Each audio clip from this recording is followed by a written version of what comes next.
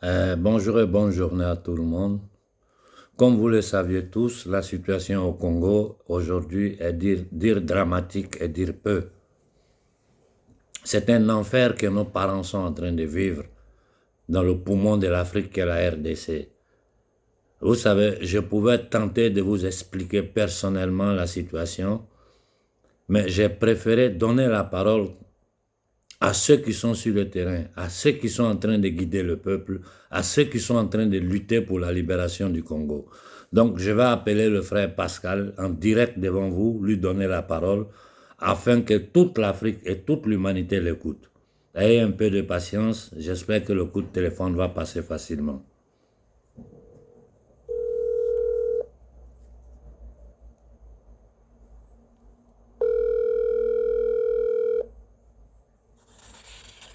Oui, allô? Alors bonjour Pascal, c'est Konaré, tu es en direct. Ah, bonjour Konaré, comment vous allez? Ça va, ça va. On essaie de faire aller, même si la situation est tragique. Bon, voilà, comme j'avais annoncé, au lieu que je me mette moi-même à parler, toi qui es sur le terrain, qui est en train d'organiser la résistance de notre peuple au niveau du Congo, je te donne la parole pour que tu parles et que toute l'Afrique écoute réellement ce qui se passe sur le terrain. Donc, tu as la parole. Vas-y, autant que tu veux, nous t'écoutons. Ah, merci beaucoup Konaré pour ça. Et donc Konaré, je ne sais pas si je dois aller en profondeur parce que toute l'humanité, même si certaines personnes ignorent ce qui se passe à l'intérieur du territoire congolais vers l'Est, parce que nous sommes à l'Est dans les Grands Kivu, tout le monde sait que toute personne qui cherche à détruire le Congo passe par le Rwanda, donc l'État criminel rwandais. Vous le savez très bien que cette situation peut commencer en 1994 lors de l'entrée massive de troupes de Paul Kagame qui étaient stationnées en Ouganda en assassinant le président Abiyarimana. Bref, et ça c'est une brève histoire. Et donc Paul Kagame est au Rwanda depuis 1994 et personne qui lui demande le compte de la démocratie. Personne. Et il est supporté par Washington, Londres et Paris qui est venu s'annexer à eux dernièrement. Parce que quand ils sont venus chasser Abiyarimana, c'est la France qui soutenait le régime d'Abiyarimana. Et par la suite, comme la France n'avait plus résisté à la pression américaine et britannique, ils ont tous cédé à ces deux pays maudits, notamment les États-Unis et l'Angleterre. Et voilà comment ils ont traversé la frontière du Congo à travers Paul Kagame et ils ont commencé directement à chasser les gens à l'intérieur de tous les villages du Kivu, donc le Kivu en général. Ils ont commencé à piller avec comme argument que leur tribu Hutu, qu'on appelle Hutu, et les Hutus qui n'ont plus à dire à l'intérieur du territoire rwandais, ils ont été décimés à l'intérieur du territoire congolais lors des refuges et par la suite, les mêmes Américains ont créé une situation qu'on appelle les HCR, au commissariat des Nations Unies aux réfugiés. C'est les HCR qui ont fait tout pour que les Hutus puissent être décimés à l'intérieur du territoire congolais, y compris tous les Congolais. Et voilà, en 1996, ils étaient venus avec Laurent Désiré Kabila. Laurent Désiré Kabila, un leader congolais qui a été assassiné par le même jet des impérialistes. Notamment, la Grande-Bretagne et les États-Unis ont assassiné Laurent Désiré Kabila en passant par l'Ouganda et le Rwanda. Cette situation, c'est ce que nous sommes en train de vivre jusqu'à aujourd'hui. Et ils ont créé une histoire là qu'on appelle Rassemblement congolais pour la démocratie. C'est leur propre parti, une corporation à eux qu'ils avaient créée en 1998 quand ils avaient lancé une opération de faire un coup d'État à Laurent Désiré Kabila. Ils avaient échoué le coup d'État et cette corporation s'est retirée vers l'Est dans les Kivu. Ils ont créé ce qu'on appelle le Rassemblement congolais pour la démocratie. C'est la même corporation qui est là jusqu'à aujourd'hui, il ne fait que changer les noms. Ils ont été une corporation de Laurent Nkunda Batouare. Après Nkunda Batouare, ils ont changé, ils ont devenu ADF, vous connaissez vous tous, et maintenant ils sont M23. Les M23, c'est par là où tout le monde passe aujourd'hui, y compris toutes les corporations régionales créées par les États-Unis, la Grande-Bretagne et la France, l'EAC, qui est venu du Kenya, qui ignore aujourd'hui que tout ce qu'on pille au Congo, on part stocker ça au Kenya. Et c'est l'EAC là-bas qui est arrivé au Nord Kivu, croyant qui vient nous aider. Et maintenant, notre président actuel qu'on appelle Félix Tshisekedi aujourd'hui, Félix Tshisekedi ne connaît même pas la géographie du Congo. Il ne connaît pas. Il est vraiment déboussolé de la géographie du Congo. Toutes ces corporations criminelles qui se trouvent au Nord Kivu, c'est géré par des accords clandestins.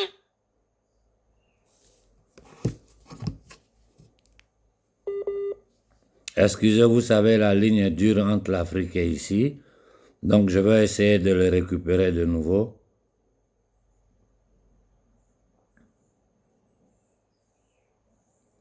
Comme vous avez écouté. Alors, tu es en ligne? Oui, monsieur Konaré. Vas-y, continue, nous t'écoutons tous. Toute l'Afrique est à l'écoute. Voilà. Donc, moi je dis ceci. Comme vous le savez, Félix Tshisekedi est arrivé à la tête du Congo avec un accord qu'il a signé avec Joseph Kabila. Joseph Kabila lui-même, qui est le directeur des M23, tout ce qui se passe au Nord Kivu, Joseph Kabila en sait beaucoup. Qu'on appelle beaucoup plus l'enfant de Laurent Désiré Kabila, c'est un enfant adoptif et tout le monde le sait. Il n'y a pas une maternité qui ne connaît pas que Joseph Kabila, c'est un enfant adoptif. Ce n'est pas ça notre problème. S'il aurait fait du bien pour le peuple congolais, on ne pouvait même pas parler de lui. On pourrait le laisser tranquille. Mais Joseph Kabila, avec Paul Kagame et Museveni, ce sont eux qui gèrent cette situation qui se trouve au Nord Kivu. Au Nord Kivu, y compris au Sud Kivu. Et l'autre est là.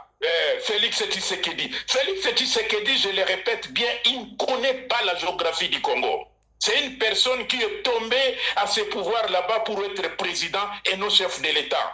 Étymologiquement, je le dis très bien qu'il y a différence entre un président et un chef de l'État. Parce qu'un président n'a pas de position officielle, comme Félix Tshisekedi. Mais un chef de l'État a une position. C'est un peu comme un juriste et un avocat. Dans l'auditoire, il n'y a pas de différence. Mais dans la vie pratique, il y a la différence entre un avocat et un juriste. Un avocat, c'est un soldat du peuple. Un juriste, c'est comme le président, il n'a pas de position officielle. Il faut réellement que l'Afrique puisse nous écouter et que tous les leaders africains puissent se mettre ensemble pour défendre le continent. Le Congo, c'est le poumon, le cœur du continent africain. On ne peut pas laisser ce continent dans les mains des satanistes comme vous avez l'habitude de le dire, M. Konaré. En ce moment, vu la situation, qu'est-ce que vous êtes en train d'essayer de mettre sur pied pour la défense de nos populations?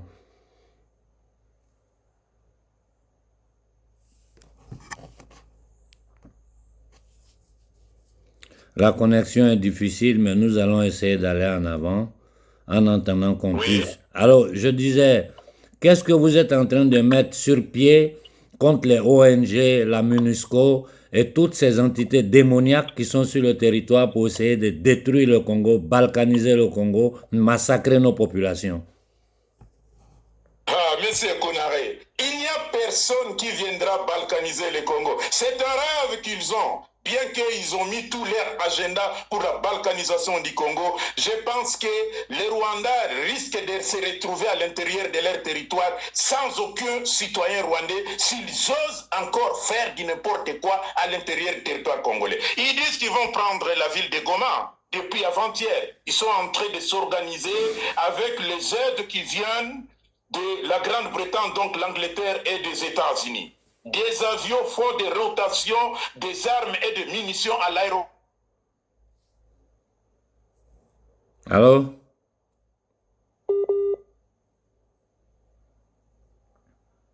Bon, c'est le problème de connexion avec l'Afrique. Nous essaierons de récupérer le frère et continuer les explications.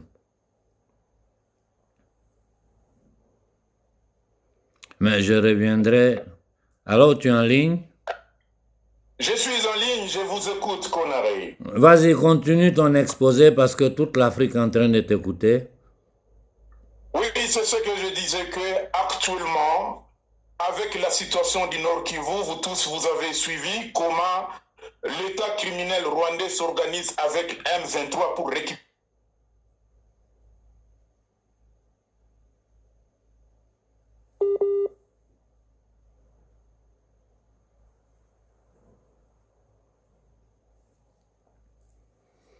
À peine nous aurons fini avec le Congo, je vais m'adresser quelques minutes au gouvernement malien, au gouvernement burkinabé et au peuple du Niger. Tu es en ligne, Pascal? Je suis en ligne, Konaré. Voilà, donc faut nous tirer la conclusion de la situation. Et puis bon, après on va essayer de réfléchir tous ensemble avec les Africains. Oui, en conclusion, vous le savez très bien depuis avant-hier, l'État criminel rwandais cherche à récupérer l'aéroport de Goma avec l'aide de la MONUSCO. Je dis bien avec l'aide de la MONUSCO. La MONUSCO qui a fait une métamorphose dans l'armée congolaise, croyant qu'il va aider l'armée congolaise à chasser le rebelle, pendant que ce ne sont même pas des rebelles, vous le savez, ce sont des agresseurs. Et l'aéroport de Goma, aujourd'hui, tout ce monde-là se trouve à 20 km de l'aéroport de Goma, aidé par l'État criminel rwandais avec l'aide de Washington et de Londres. Londres et Paris sont derrière cette menace, sont derrière cette occupation. Et nous disons très bien à Londres, nous disons très bien à Washington, nous disons très bien à l'État criminel rwandais.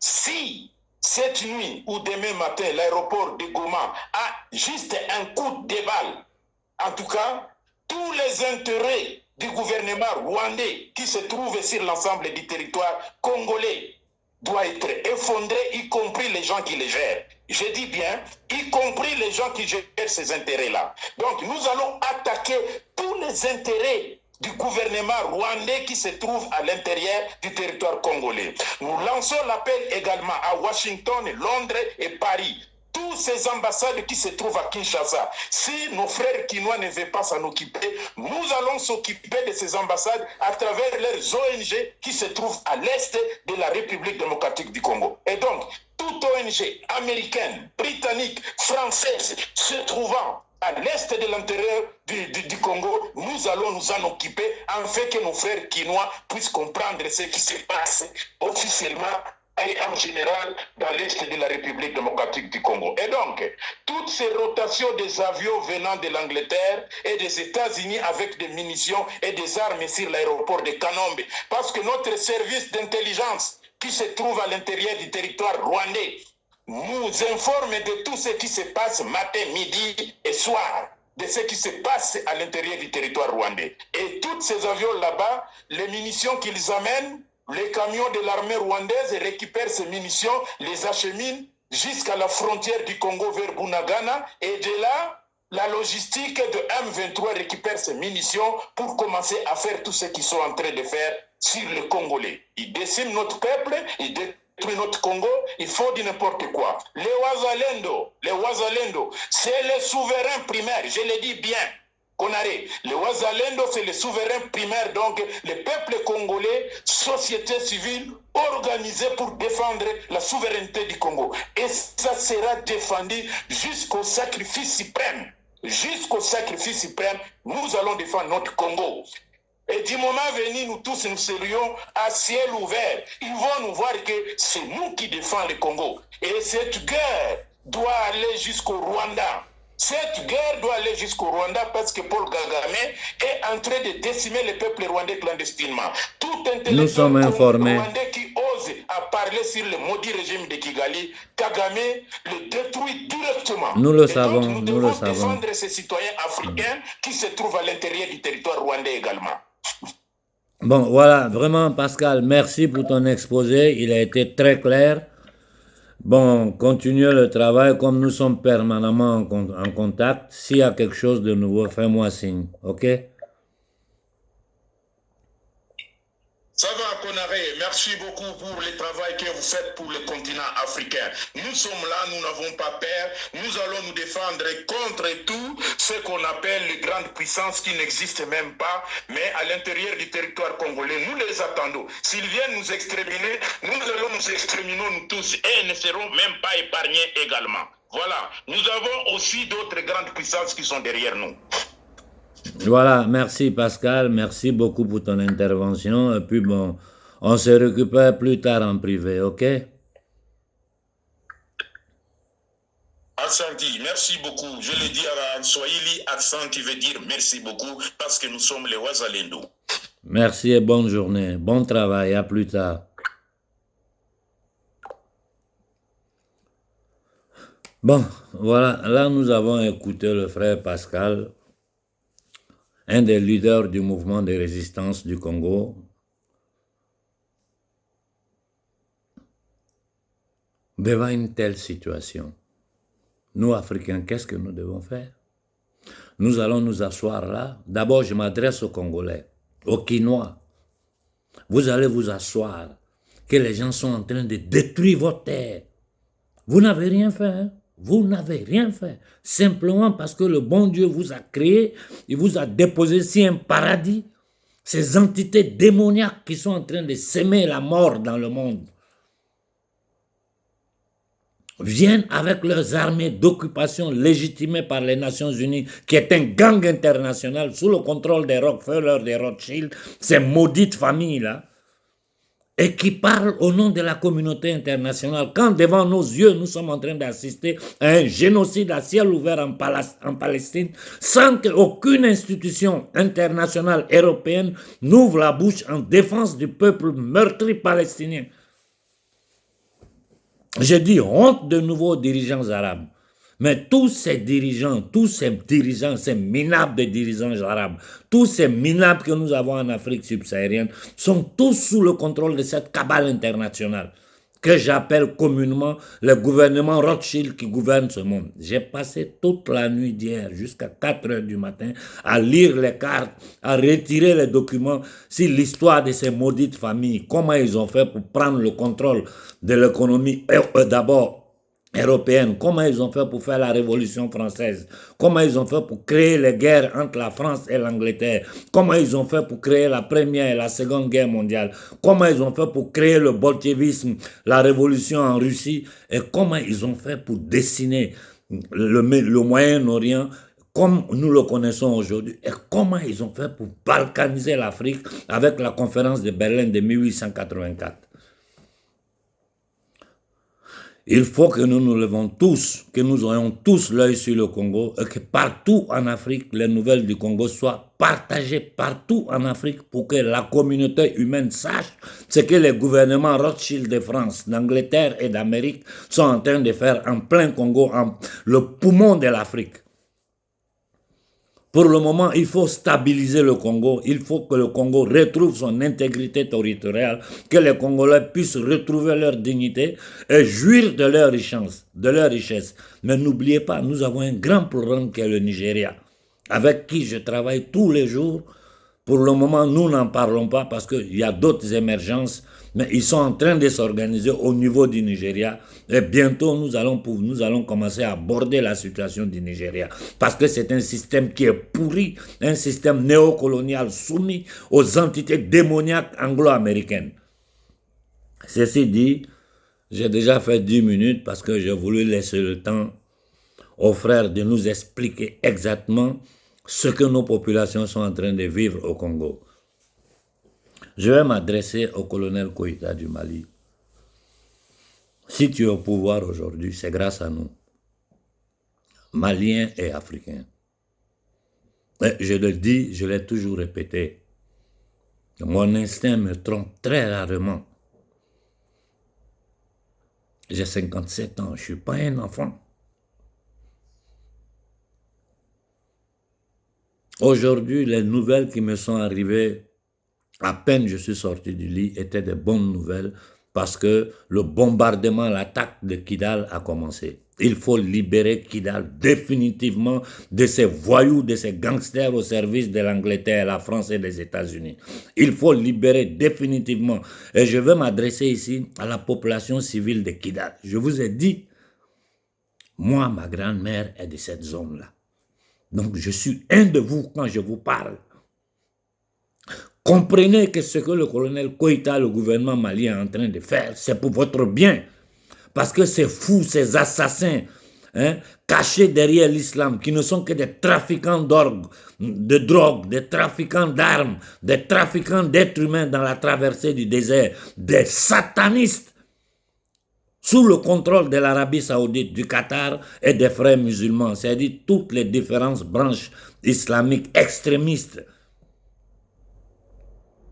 ne feront que aggraver votre situation, ne feront que vous tenir dans la pauvreté et ils vont essayer de vous instaurer ce qu'ils appellent la charia en obligeant les femmes à se couvrir le visage, en mettant la femme socialement entre le chameau et le mouton. Ils vont vous faire vivre des choses que d'abord vous avez déjà eu des expériences. Le Mali est un et indivisible. Votre rôle aujourd'hui, c'est de donner votre soutien total au gouvernement malien pour libérer le Mali et l'Afrique de ces assassins, ces criminels, ces djihadistes créés, formés, et protégés par la CIA, par le MI6, par la DGSE française. C'est la même situation au Congo. C'est pour voler vos richesses, c'est pour voler l'Afrique, contrôler l'Afrique et tenir notre peuple en esclavage. Vous devez avoir la conscience de ce qui est en train de se passer et donner votre soutien total, sans condition au colonel Koïta, au gouvernement malien. Après quoi, je vais dire au colonel Koïta, j'ai été choqué quand j'ai entendu au téléjournal que 5 millions de Maliens ont été inoculés. Ici, aujourd'hui, en Italie, je viens de publier le nombre des gens qui se sont fait vacciner. Ici, en Italie, aujourd'hui, pour la seconde vague d'inoculation qu'ils ont commencé, c'est 60 millions d'habitants. Ils n'ont pu vacciner que 1700 personnes. Et ce sont les vieux qui sont dans les hôpitaux, les maisons de repos. Parce qu'ils n'ont pas le choix, ils sont vieux, ils ont un certain âge, ils viennent, ils les inoculent. Il faut éliminer ces vieux-là.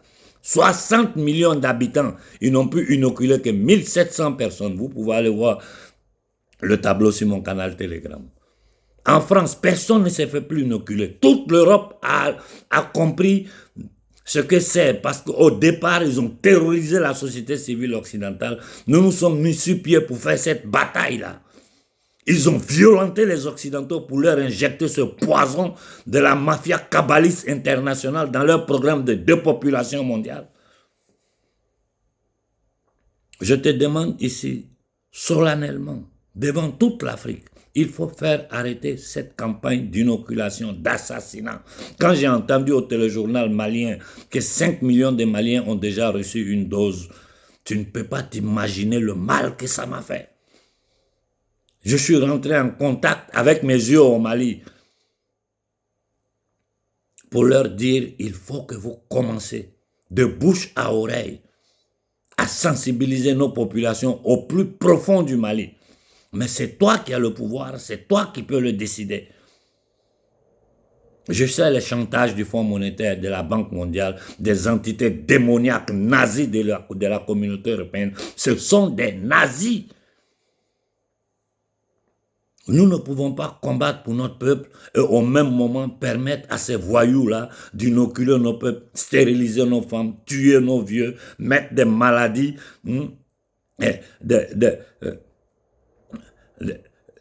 comment dire en français, ces substances chimiques, toxiques, dans le corps de nos enfants.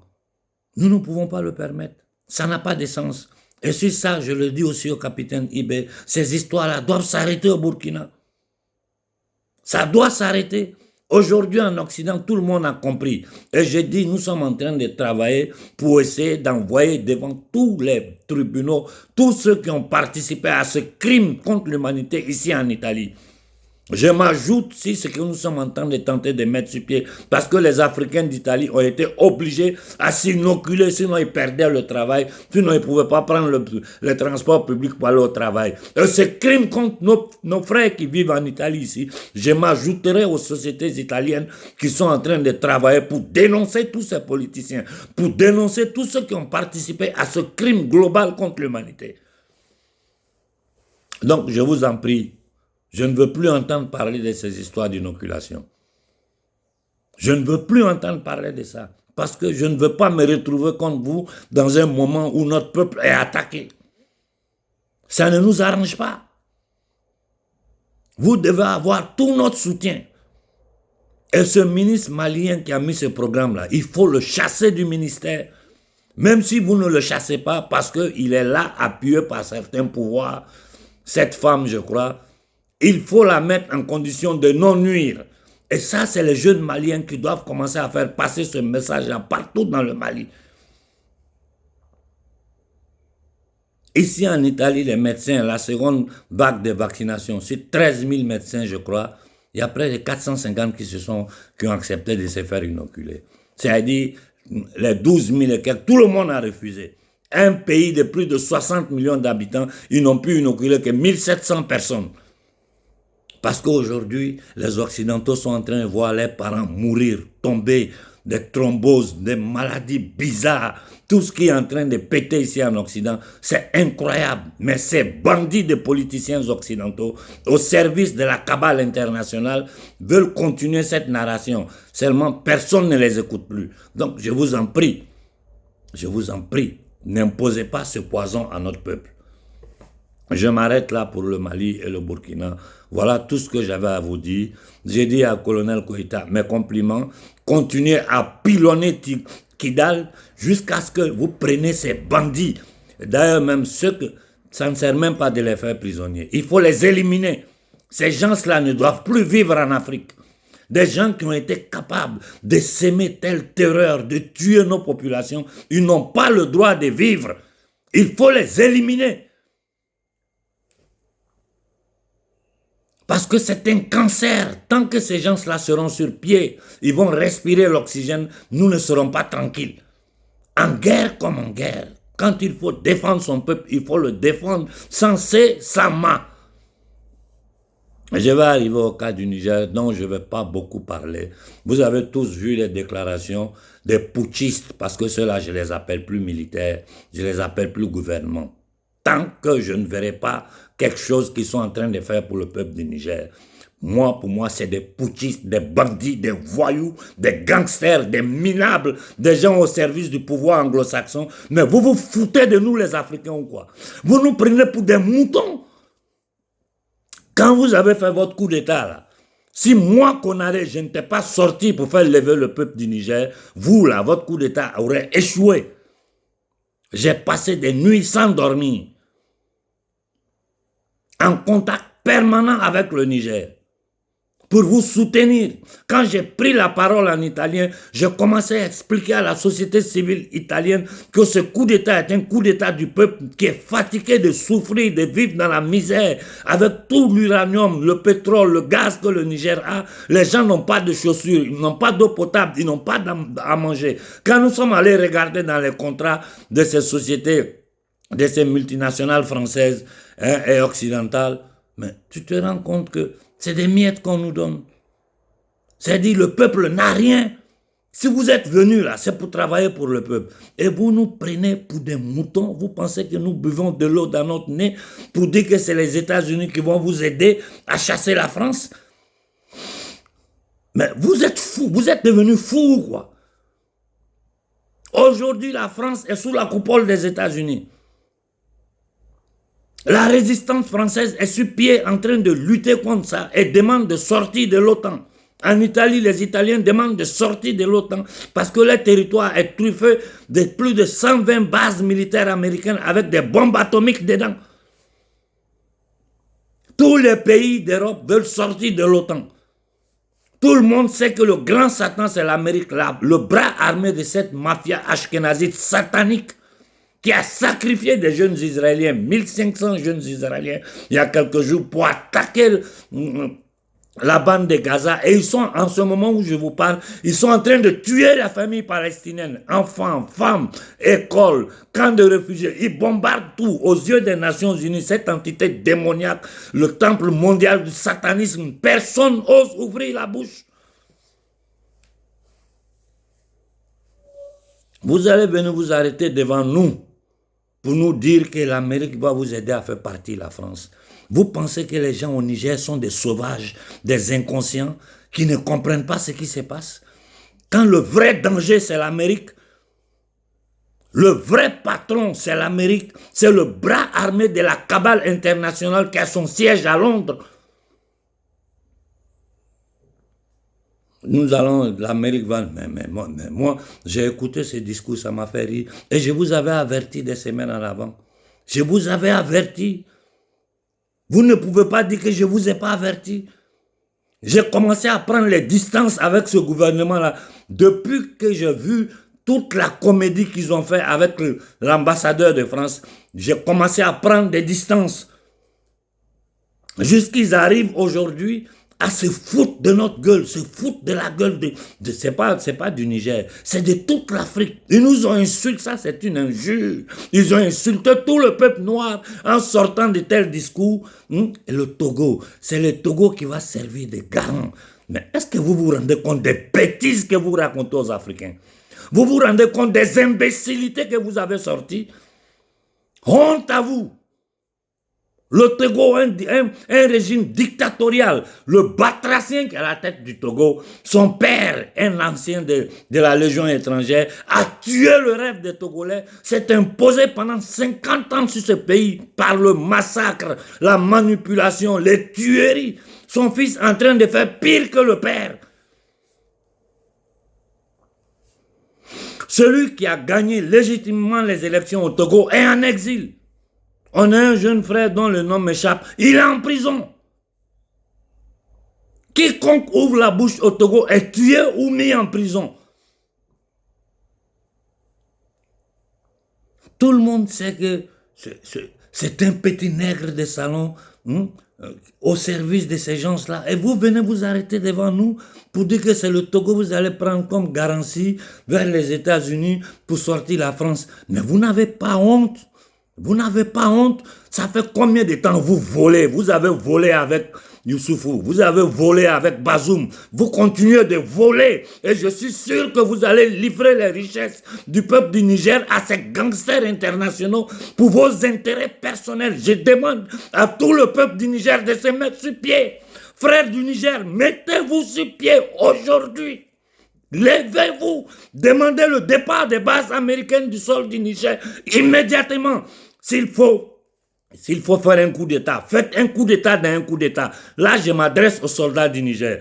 Si c'est le chaos, on va semer le chaos. Mais vous n'allez pas permettre à ces batraciens nazis, fascistes, impérialisme, anti-humains de rester sur le sol du Niger, de contrôler les richesses du Niger. Tous les soldats qui sont là-bas, les 3 quarts sont des ingénieurs, des géologues, en train d'étudier le sous-sol. Bâtards, maudits. Vous faites honte à l'Afrique.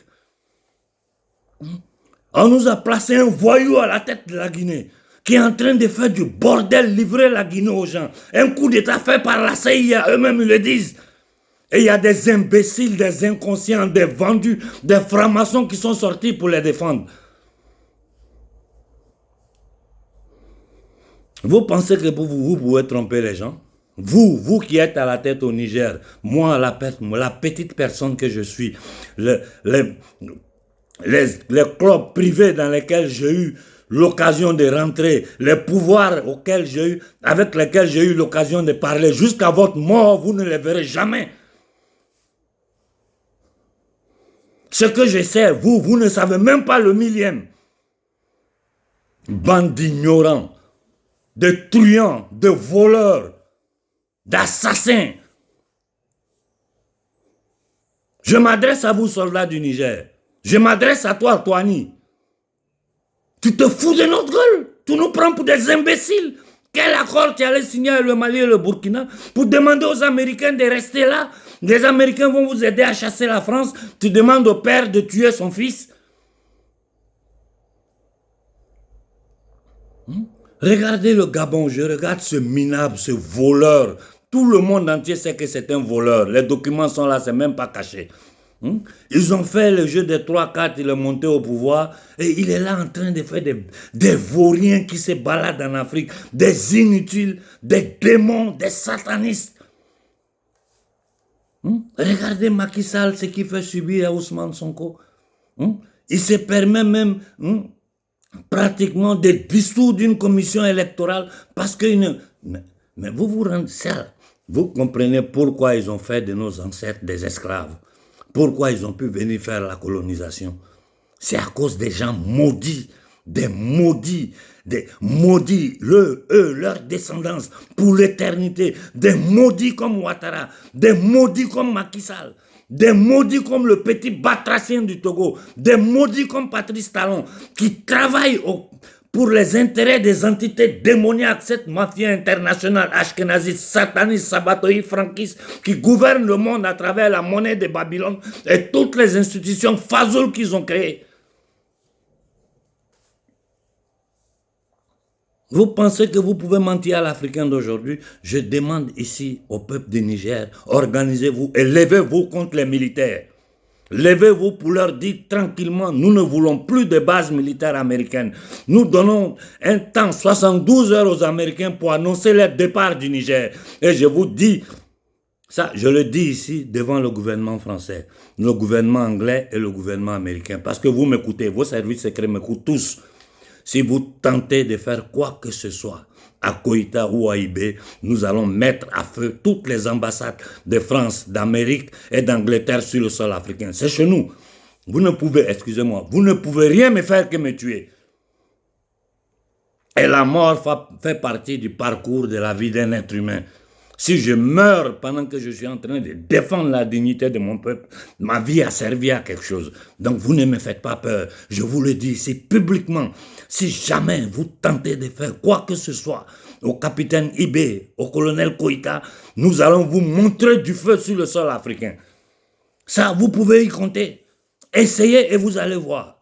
À celui du Niger, Touani, où tu te mets en ligne avec la volonté populaire des Nigériens qui sont restés sous le soleil, sous la pluie, pendant des jours, pour venir nous accoucher ces bêtises-là, pensant que nous allons boire ça, nous allons vous permettre, tu seras obligé de tuer tous les Nigériens pour tes patrons.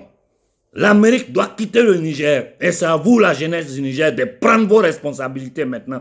Dès aujourd'hui, ce vendredi-là, il faut qu'il y ait une manifestation gigantesque dans tout le pays pour demander le départ immédiat sans condition des bases américaines du sol du Niger.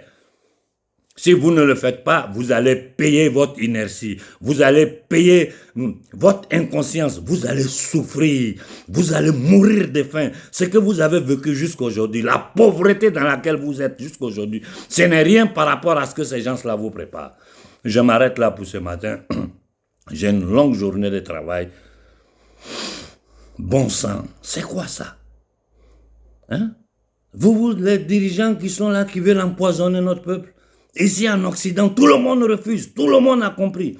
Il y a les procès en cours. Nous sommes en train de travailler pour poursuivre tous ceux qui ont participé à ce génocide à échelle continentale et à échelle planétaire. Je prendrai la parole aujourd'hui en italien. Bon sang, à nos frères du Niger, levez-vous immédiatement. Ils vous ont déjà trahis.